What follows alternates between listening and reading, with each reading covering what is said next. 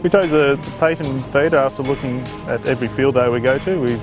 My father's never missed a Wimmera or Elmore field day, so he knows the market and he knows what he's looking for, and they're relatively cheap for what they are, and they're well built and they do the job cost effectively. About an 1,800 acre farm. We have sheep, merino sheep, and we have white Suffolk rams for fat lambs, and we have cropping, mainly barley and oats. We used to use, and still sometimes do use, an oat feeder that we fill in the same manner, and use the oat feeder to put a trail out onto the ground. That tends to be wasteful.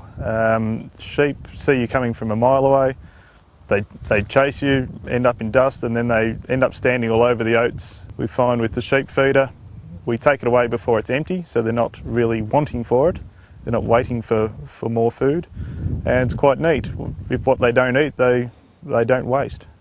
When you first put them onto them, you get surprised that you think they're going to eat you out of house and home quite quickly, but they soon ration themselves off. We also feed out oat and hay and grass hay, so they tend to just use the grain in the feeders on an as-needs basis. The sheep aren't at them constantly, so all sheep generally get a good go at the feeder.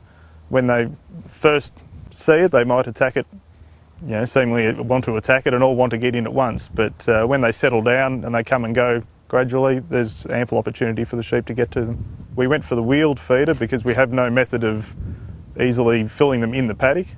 We also prefer to have it in different positions and shift it around the paddock. So as the sheep are feeding from it, they don't end up digging quite a hole around them. The permanent ones end up with quite a hole around them, and when it rains it ends up quite muddy, and it's better to have the feeders in different positions every week.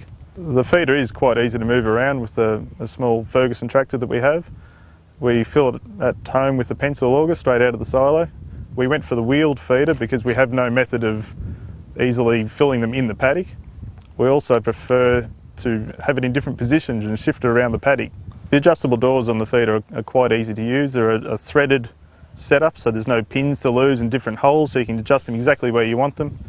We find when we put our fingers under them that we can adjust them nice and evenly, and we need to do that because if you don't set it up correctly and too much feed comes out, that becomes a major issue where sheep can eat too much too quickly, and that becomes can be fatal.